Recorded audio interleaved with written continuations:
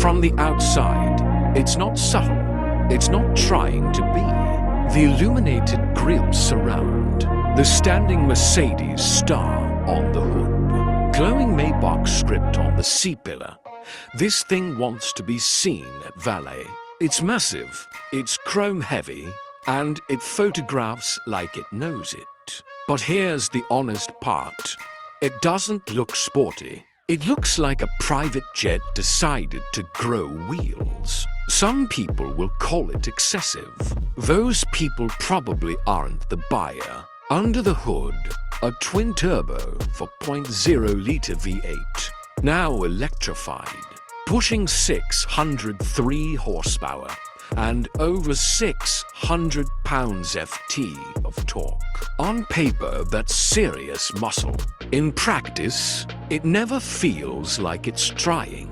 Throttle response is smooth, almost lazy, like the engine is embarrassed to rush. The active body control reads the road and adjusts each wheel individually, so potholes just disappear.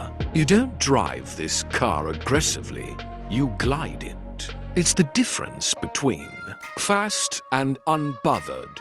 This is very much the latter, and that's the whole point. Close the door, and the outside world just stops existing. That's not an exaggeration.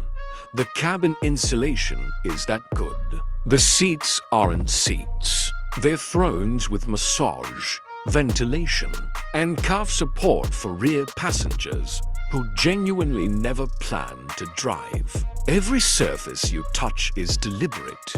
Napa leather, real wood, brushed metal that's actually cold to the touch. There's a quiet hum of ambient lighting shifting color, almost breathing with the cabin.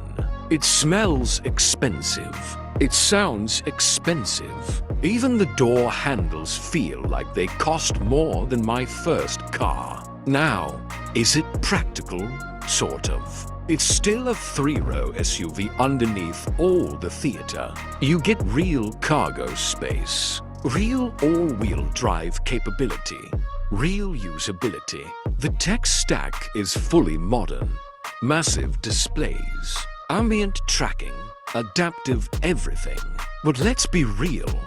Nobody's buying this for the Q folders. They're buying it because the back seat feels like business class, and the front seat feels like you're piloting something important. Pricing hasn't been officially confirmed, but expect it to land close to $200,000. A real jump from the outgoing GLS 600's $181K starting point. Is that a lot for an SUV? Obviously. Is it a lot for this SUV? Next to a $440,000 Rolls-Royce Cullinan? Honestly, no. It's actually one of the more reasonable ways into ultra-luxury. My honest take: this isn't a car for people who love driving. It's a car for people who love arriving. And at that job, the Maybach GLS 680 might be the best in the business. If you want to see this thing in person or just relive the review, drop a comment and I'll do a full walk around next.